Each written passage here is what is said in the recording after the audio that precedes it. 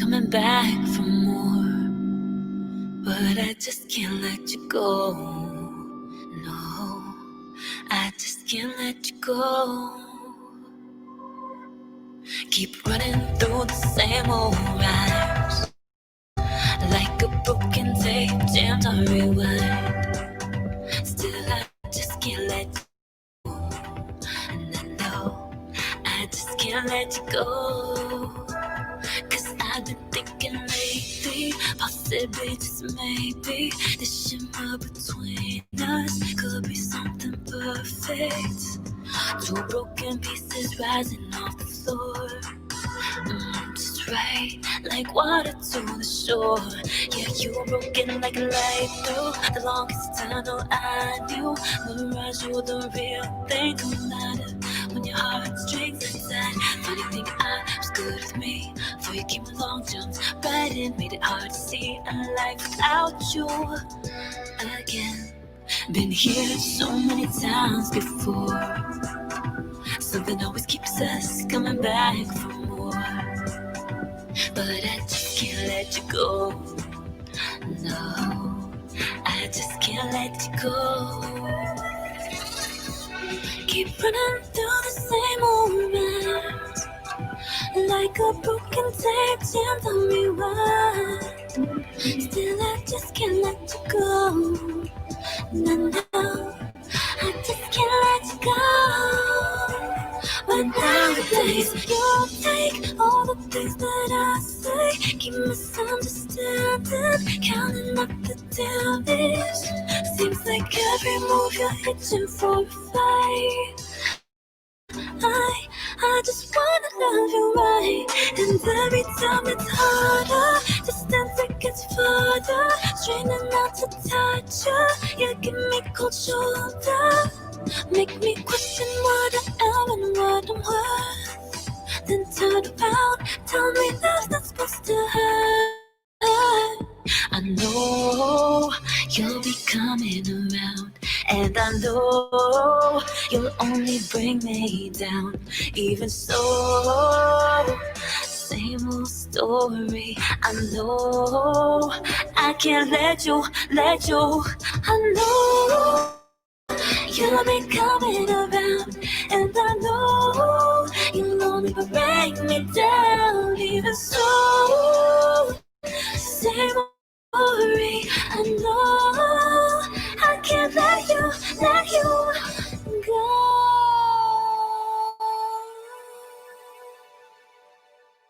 Been here so many times before. Something always keeps us coming back for more, but I just can't let you go.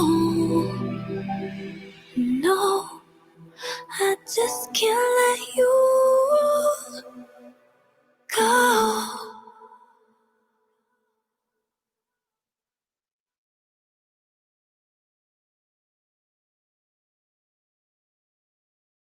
Too rude. Hello, everybody. Welcome to our second edition of Everyday Faith. This is your host, Eric Chen, and today we have an amazing artist, Mesmi. She's an Asian American artist of Taiwanese descent. And recently, I've dealt with some students and talked to some people who, during this pandemic, is really struggling with their mental health. And I came across an article that, especially for Asian American young females aged between 15 and 24, according to the Department of Health and Human Services, that age bracket has the highest suicide rate among that age group. So I just want to bring that to everybody's attention, and that to take mental health very seriously. It's very easy for that to be stigmatized in our community, and to reach out to someone you know who's in that age group and to be extra concerned with what they're going through because of the family expectations, cultural expectations, societal expectations, their own expectations. And it is my honor to talk to a fellow Asian American female artist, Mesmi. She just released her album, Slow Bloom, and we are going to bring her on right now. Hey, Hello, hello, hello. How are you doing? I'm doing well. Thank you so much for having me. How are Well, you doing? Good, good. Thank you so much for coming on. How have you been doing during this pandemic? How is it? What's it like during as an artist during this time? Because obviously, there's no gigs, right? Yeah, all No, my not live at least. I mean, in person. right, totally. Yeah, all my previous gigs are on hold, and the in-person ones.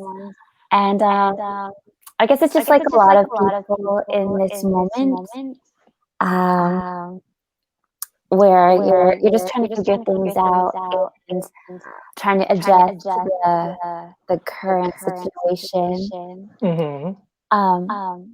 Really quick, I kind of hear an echo. Is that just me? I don't know. Let me see something. Okay. But yeah, Okay, how about now? Is it better? Is that That's better? not the same, but it's okay. I'll just try to ignore it. Okay, I'm sorry because I can't hear it. But Oh, no worries at all. It's probably just something with the internet and the different sound systems. But yeah, so I do have some like random online things I've been live streaming, which a lot of musicians have been doing.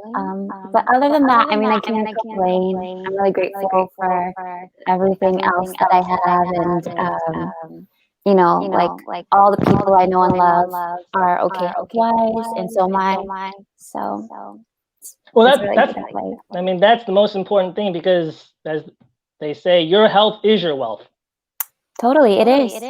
Yeah. I agree. Well, I want to get to just help our audience and help everybody. Yes. Alejandro is saying maybe mute the laptop because there is an echo. Thanks, Alejandro.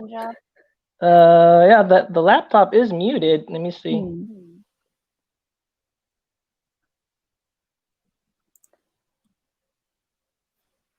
Yeah, I do have it muted. I don't know why. It could be my phone. Maybe it's the phone. Let me see. How about now? Is it better now or no? Same thing. Let me see. Oh, I think it's still an echo, but. Well, you're using. I don't know. I don't know what's happening. We're having some technical difficulties. Let me see if I removed my. How about now? Is it better now? Let me see if it's I wonder if it's anything on my end that I can change. Let me see. Now, is this better? Oh, yeah. I don't know what you did, but it seemed to stop the echo. I removed my headphones and I can still hear you, so I think it was my headphones. Okay, that's so weird. But I'm glad it's okay. Anyway, let's get to it. Thank you guys for all the sound feedback. People want to know more about you, so tell us about your background. Where did you grow up? Where are you from? And tell us about yourself. Sure. So, first of all, thank you so much to Eric for hosting the show and inviting me to be on it. I think it's a super cool thing to do. And I know you mentioned that your, I don't know if it was the first one or like a previous episode had a lot of viewers. So that's amazing. And I really appreciate you inviting me to share my music and tell my story. And hopefully it just helps people in whatever they need. But I'm Mesmi. I'm a singer-songwriter. I'm based in Los Angeles currently. My background, the basics, I guess, are that I'm Taiwanese American. Ooh, me too. Yeah, I'm super proud to be Taiwanese American. I love my heritage, and it's something I really appreciate. The culture that I think, for me personally, it's like something I think I have to constantly learn about and come to understand more, being someone who my parents immigrated and I was born in the US. And we weren't like consciously taught a lot of our Taiwanese heritage. So that's why it's something I think I learn more and more over time. But yeah, I'm super proud to be Taiwanese American. Huh? Did you eat any 粽子 for the Dragon Festival? Did you eat any? A little bit, a little bit. My aunt gifted us some, so she made some, and I got to eat some. I think the day before, actually, I ate some zongzi. Yeah, But for we the call them bajang, right? Like Taiwanese style. Bazang, yeah, Taiwanese Bazang. So for the viewers who don't know, it was the Dragon Boat Festival, and there's a whole story around that, and you can Google it, and you can see what we actually eat. It's kind of like, the best way I can describe it is like a tamale. It's like a Chinese tamale, but instead of corn in the inside, it's like rice wrapped in leaves. So With fillings. It's not just rice. yes, and there's rice, there's sticky rice, it's peanuts, egg, and meat, and there's all kinds of variations of it. So on that note, how does being AAPI of Taiwanese descent, how has that kind of shaped the content of your music, or how has that experience shaped you as an artist? Let's see. So really quick, so I'm based in LA now, but I grew up as a kid on the East Coast, and then my family moved to the West Coast, kind of in the middle, and I bounced around a little bit. So where were you in the East Coast, and then where did you land up here? I grew up a lot of my formative years in Northern Virginia, really close to Washington, D.C. And then, because of my dad's work, we moved to the LA area, so kind of where I am now, San Gabriel Valley. And I went to part of middle school and high school, in a highly actually Asian populated neighborhood. And then, so that was actually a different change, because I was definitely in a majority white neighborhood as a kid. And then later for college and stuff, college and work, I was in Texas, and then I was in South Korea, and then I came back to LA after that. Yeah, so there was a lot of traveling in between, like post high school to several years ago and being back here. But that's just kind of like a little bit of geography for anyone who needs to place that. But sorry, to get back to your question. Oh, I like how I can see people's comments. That's really cool. That's right, yeah. LA represent. We're the epicenter of music and entertainment, right? It is. It's it's such an interesting city. To be honest, like I think because I moved here in the middle, and then later on I came back after college. It was really hard to like grow into loving LA at first. It took me a while. And I didn't realize like all the things I missed about the East Coast growing up until I was trying to figure out like, oh, why am I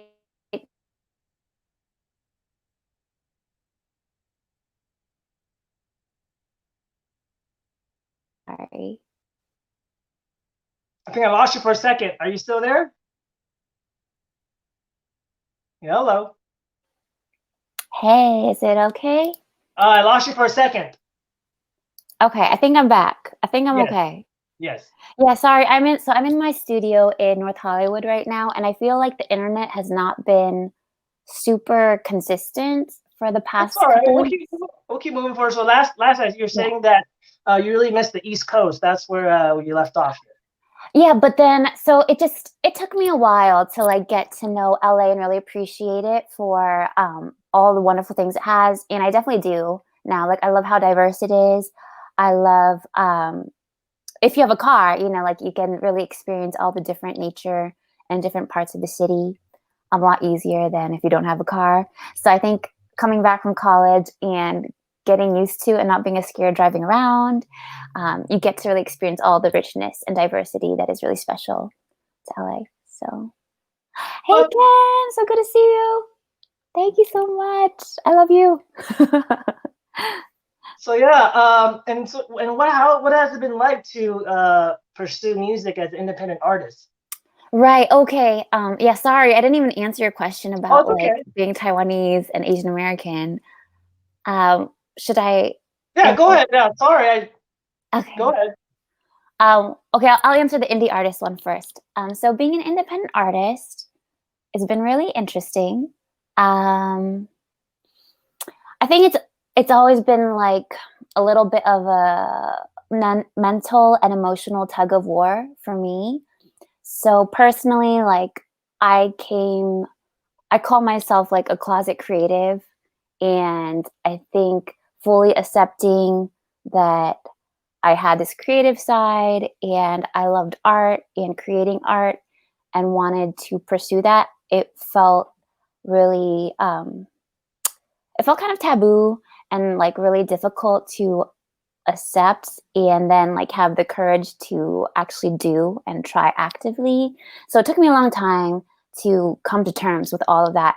And so I think part of the struggle leading up to it was like a lot of guilt, a lot of feeling of like Why guilt? Of all words, that's an odd word. Guilt. Why do you feel guilty for your art? I think a lot of guilt in that, like, I think to try and pursue it as a career and full time, like, it felt really privileged and like I was like living and leaning into privilege almost, you know? Hey Becca. Sorry, am I allowed to say hi to the people who leave? Yeah, of course. Yeah. I love seeing people say hi. I think yeah, it felt like privilege and also like I think for me I love making things, but I also love people, and I have this very practical side of me that's like, oh, I want to be helping people, and a lot of the times, especially when you're starting out doing art, you don't really get to see the ways that what you create, how it's impacting or directly helping someone.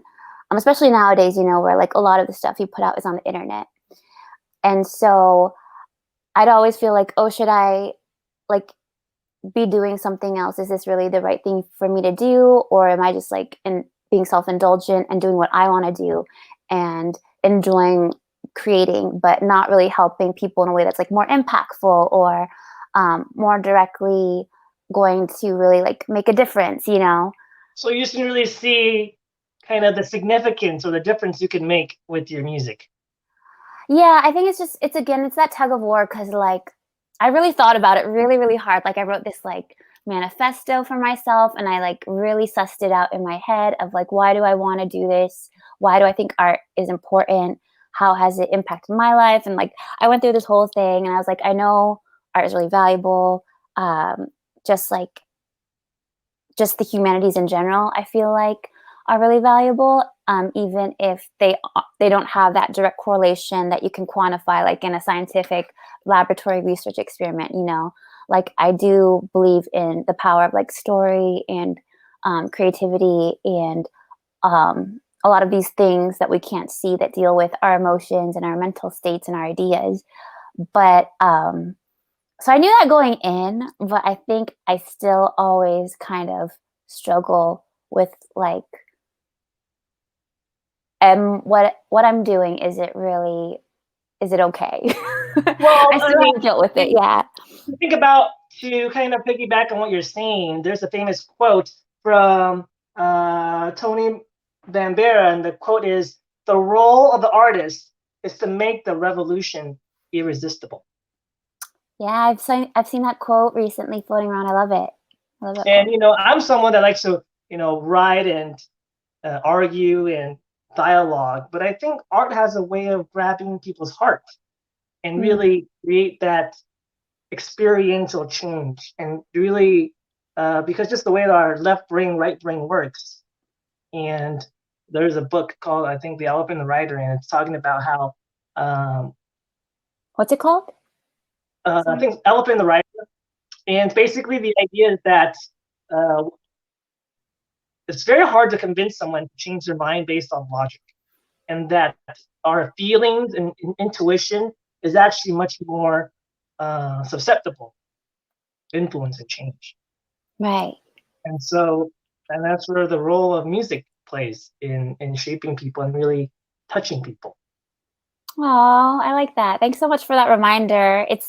it's really nice to hear that, and remember that how much that is a part of our experience, and how impactful it can be. So yeah, that's the hope.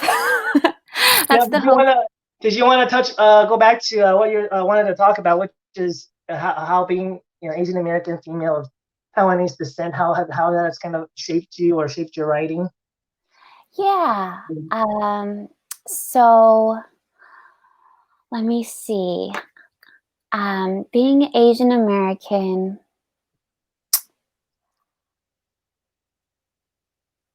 I don't think it's like there isn't necessarily always a really clear through line in that, like, I'm gonna write every song about being Asian explicitly, you know? Right. I think there are artists who do that, and that's really cool.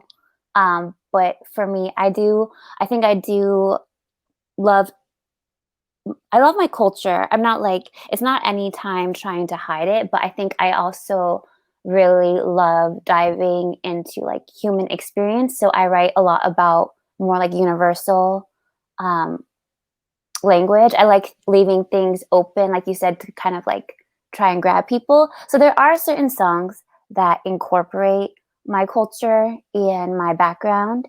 It's more embedded rather than explicit. Yeah, I think there's a really interesting thing about being a minority, and maybe specifically about being Asian American, and even Taiwanese American, is that like you your face, right, can kind of be a barrier. And I think that's the thing a lot of Asian Americans have experienced in media and entertainment in general. And I know I've heard a lot of stories about Asian Americans in the 90s who were coming up, and even if they got like a label deal or a record deal, people, general like American society, you know, and a lot of white executives didn't know how to place them. And so the constant argument is like, your music is good or whatever, but we don't know how to market you. We don't know where you fit. I guess we'll call you white, you know? Well, actually, you bring up a good point, because did you know that Bruno Mars kind of back then he went by his name Peter Hernandez, and so when he played that one hit song "Just the Way You Are," which is a classic, the music executive said, "That's a really nice song, and I think you'd be really good for the Spanish market." Wow. So that's Bruno Mars. So, and that's the song "Just the Way You Are." We know everyone knows that song. And even as talented as he is, as amazing as he is, as good looking as he is, just Peter Hernandez, I think is like, I think it's Portuguese, Latino, and Filipino. And so the only way he had to overcome that was to change his name from Peter Hernandez to Bruno Mars. Oh, interesting. I haven't heard that side of the story before. Yeah, it's a true story that, imagine if he never got that chance, if he never changed his name from Peter Hernandez to Bruno Mars, he would never have appeared in the Super Bowl. Interesting. Yeah, I've heard a different side of that story. I think like when he tells it about choosing his name too, but I hadn't heard that kind of marketing executive comment for the Spanish market. Yeah, it's true. Now I want to talk about your new album, because that's the hot topic of the day. Slow Bloom. Yeah, tell us, why did you decide to name it Slow Bloom, and what were your source of inspiration, and what's your message? Okay, so the big question. So yes, the album is Slow Bloom. It just got released about a month ago, end of May. And congratulations. Thank you so much. Super appreciate it. So Slow Bloom, let's see. Okay, Slow Bloom, this doesn't have to do with the title, but I guess it's like consistent throughout this theme. It took a while to make. It took 2 years to make from production onward. That's not even counting songwriting. Like some of the songs were in maybe 5 years ago. Wow. And yeah, so it's definitely like long time coming. And And like, I think I was writing this answer to an interview the other day, and I was talking about like how the process of the album was, or no, I think I was talking about like the material of the album and the song matter and the themes were like kind of about growing pains. And overall, the album is about, I think, the acceptance of pain as part of growth and part of the full life experience. Um, but that like how things take time as well. And then unfortunately, all those themes very much apply to the actual making and completing of the album. But It's yeah, it's a labor of love. it's definitely a labor of love and um, torturous perseverance. But You did it. yes, But you did. I did it. And so a few things I think that contributed to that were like, I've released EPs and singles in the past. I've been an indie artist for over 5 years now. And I learned a lot since I started out. And a lot of that actually is about being female and about being Asian American. And I didn't realize that going in. Like, I didn't realize so many things looking back now about this industry and the role I chose within the industry. And just like, I don't know how many people realize this because I definitely didn't, but like, first of all, being an indie artist, you have to be like super entrepreneurial. And it's basically running your own small business. Yeah, you have to wear all the hats. You're wearing like 10 plus different hats day to day. The marketing, you got to do the branding, you got to do the messaging, you got to do the Graphic packaging, you got to design. do the publicity, do the PR, you got to do that's not even the music part. And then you got to do get on all the platforms, all the technical aspects, right? Right. And then doing something like this. Yeah, I mean, this is fun, right? Because like you're here, we get to talk and we get to interact with whoever's listening. But yeah, the other stuff day to day can be really grueling. And to be honest, like I'm still figuring out the balance myself. But there's a long period of time, usually where like I don't get to touch my instrument. I don't get to be creative and do the stuff I love most, like write songs. Like it's not it's not very fun.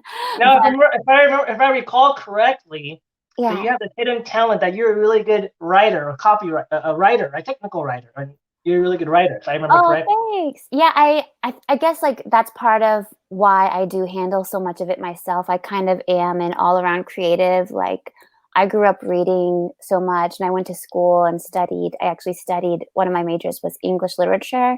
What was the other So one? One of your majors? You triple majored? just double majored. I didn't know what I was doing in college either, guys. So I just ended up doing like the majors that I had the most class credits in, but it was English and Asian studies. Oh, okay. Yes, that was my other major.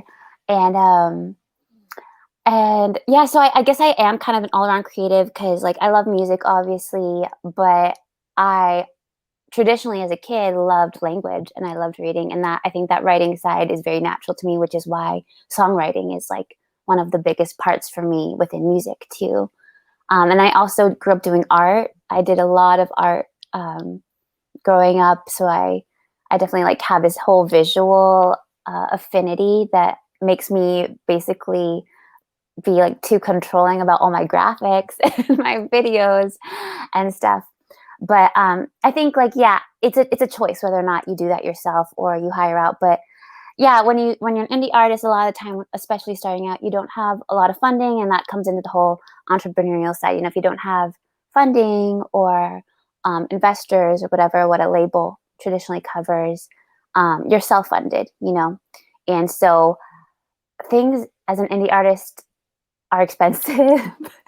Oh yeah, it's like at least $10,000 to do it, all the studios and all that jazz. Yeah, it's really interesting. So you end up being an entrepreneur and taking up a role in an industry. And if you're not like already a producer or an engineer where you have the skills and the means to also offer a service, right? You already have a built-in clientele. When you take on the role of an artist, you are trying to create demand in a market where there isn't one yet, right? You're trying to create a demand for your art. And you're also like, I don't know, I just more and more realize I'm like, oh, I'm in this industry where there is just no business plan. You're in this like business where there's no business plan. And then the industry itself is like not really selling It's a whole new product. landscape. It's a whole new, like the wild, wild west, right? Yeah, there's no product to sell. There's no value for your product. People say it's really interesting nowadays. Your music is your business card, you know, and then so you give it out for free, and it's supposed to say something, but you have to have all this other stuff Yeah, to merch really, and all this all these other things, which we will get to. But yeah. this is and I want to get to what the moment that everyone's waiting for, which is you're gonna play something for us. Oh yeah, yeah. So Oh, which can I song share have you really quick decided? something though? Yes, go ahead. I don't have to though if you're like tired of talking about this. No, go ahead.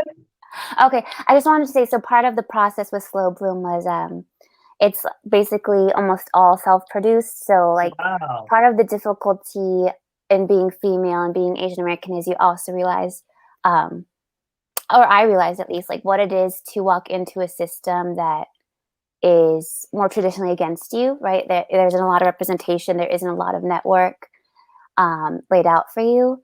And I don't think people realize how male dominated the industry is, especially behind doors, but even front facing. So USC actually released a really cool study since 2018. They started doing it after the Me Too movement, I think was really gaining traction. And so someone within USC's School of Music, the Annenberg School, decided to do kind of a statistical survey of women in music. And so I found it for me really illuminating in basically how like no wonder it's been so hard to find people to work with because like only 2.6% of women are producers, you know. So if I want Wow. to work with Is it 2.6%? right, yeah, 2.6% of women. And then if I want to work with a woman of color, right, someone who's similar to me or my background, that's even less. So that would be like, let me see. I think I mentioned this. Oh, it's like less than 0.5% to find another Wow. woman of color producer to work with.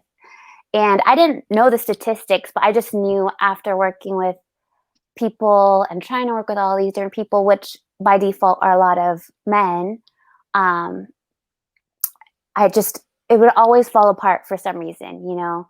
And I don't think I don't want to like label anything, but a lot of the times I think it does have to do with those gender differences and these different ideas of respect and boundaries. Um, and so I just ended up being like, I have to know how to do this myself, and I have to learn the technical side, even though like at the heart of it, and when I started out, it was about loving to write songs and sing. But all that recording and the business side, like I had to know. I felt like it was a requirement for me to be able to express myself the way I wanted to and to put out what I wanted to. And yeah, just like have a real chance for myself. That is what led me to learning production and engineering and mixing. And that's why I have, that's what I did with Slow Bloom. And that's maybe why it took so Wow. long. You had to do it all. And I had no idea. I mean, I knew that it was male dominated, but I didn't know it was that male dominated. And wow, Yeah, here that's insane.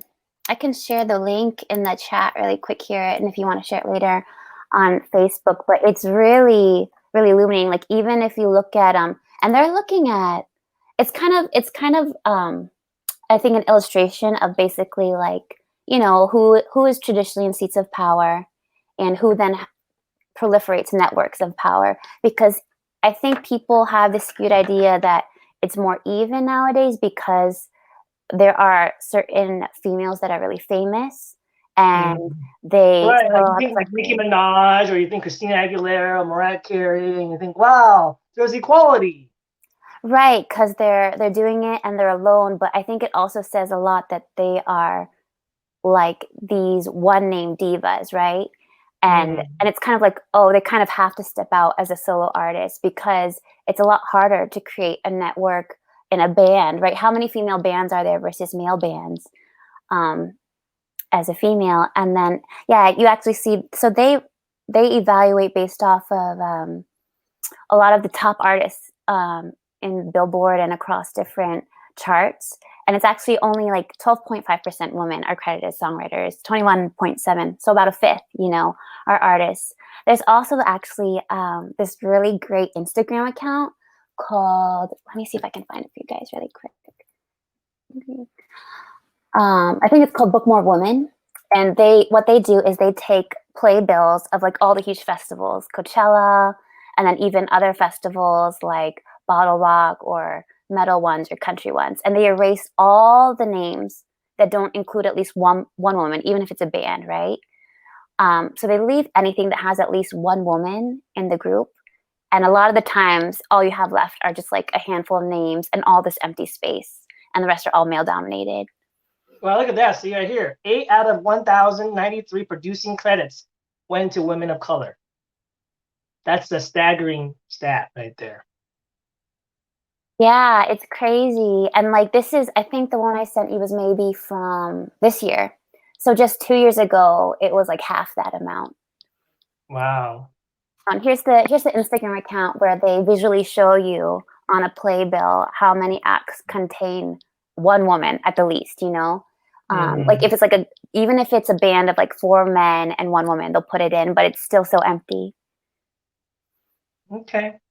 Yeah. Well, we'll let there's the Instagram. Book More Women, and people can go check it out. Yeah. Oh. Well, I think this is the moment we're all waiting for, which is your time to shine. So Okay. I guess that means play your song. I think that I want to say, I mean, this is a very astounding, staggering thing that for you to pursue this in light of all the gender barriers.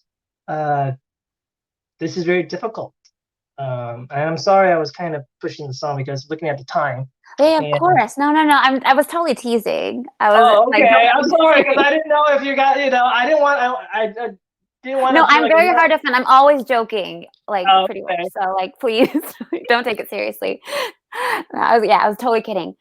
Here, let me just get set up. I have my other mic, and I'm gonna actually switch my sound system over. Okay.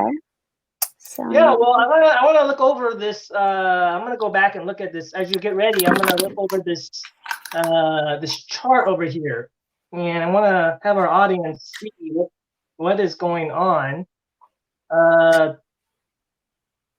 So yeah,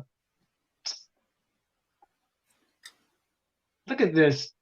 Females are missing in popular music. 7.3% of bands are female. Ratio of male to female producers 37-1. The songwriters 12%. Wow. This is and women of color, that's even more staggering. So this it's almost depressing. But it makes me happy. I have the honor and privilege of having you on, because I think we all need to, especially so you have that double strike, right? Being a female artist and being a person of color. Can't even imagine how difficult that is. So now, for those who are interested in her music, she's on all the major platforms, right? Mm-hmm. And you can find her on Spotify, on YouTube, on all the major platforms, right? Yeah, definitely. Are you ready? Okay, yeah, for sure. Yeah, my website is, I think Eric's got it all taken care of, but my website has all the links. And I actually I've been live streaming on this new app called Sessions. I can share the link with that if people are interested too. But I stream basically every Thursday at 8 p.m. So it kind of looks like this. Yeah, we got Grace saying that it's amazing how many hats you wear, and you're amazing. Oh, thanks, Grace. Oh, happy belated birthday, by the way. I've been meaning to send you a message. All right, well, I'm gonna remove myself right now, and here you go. Okay, cool. Well, thank you, Eric, for those kind words. And I don't mean to like hit anyone over the head with all that stuff, but I just think it's like, yeah, really illuminating. And for me, it actually was like kind of encouraging because I was like, I know this is hard, but why is it like so hard? Um, so yeah, it gave me some perspective too on what was going on. Anyway, so this song I'm going to play for you guys is from the record, and um, it's for everyone out there who is feeling tired and sad. Um, I hope I hope this maybe it gives you some comfort and can reflect how you feel. This is called Here Anymore.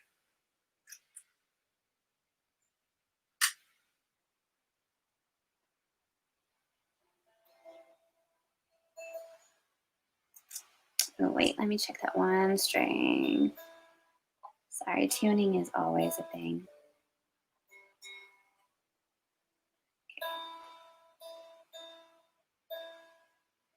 Okay.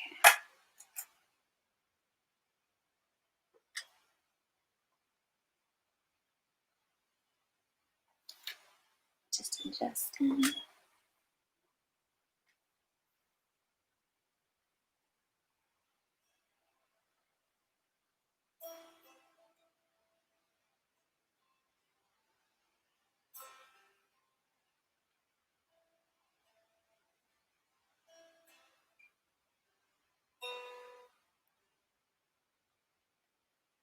The birds have all fled the trees. Bitter stones rot in the ground. And what does that leave for me? But to close my eyes, ash to grove leveling. Does anyone hear anymore? Does anyone stay any longer than a minute, than an hour, than a day? Is anyone here anymore? Our palms lie barren and bruised from fields buried in thirst. How to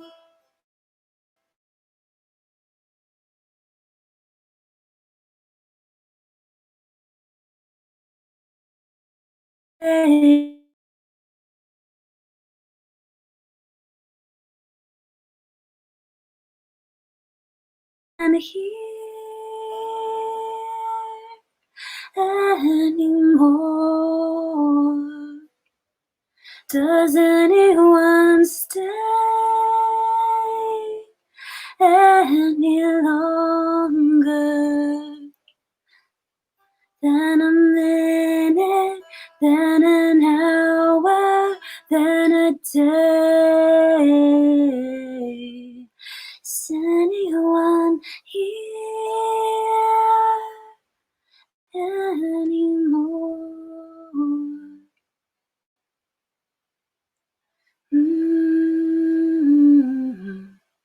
Ah, ah, ah, ah.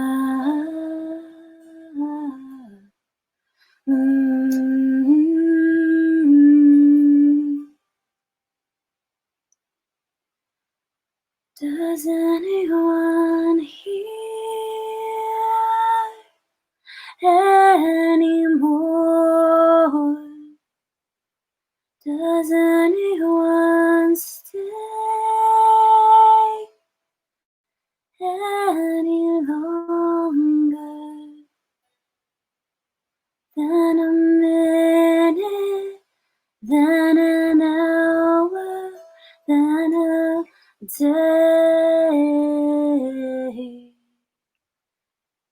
Is anyone here anymore?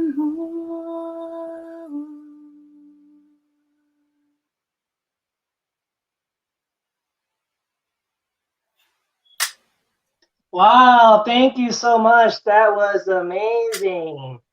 Thank you.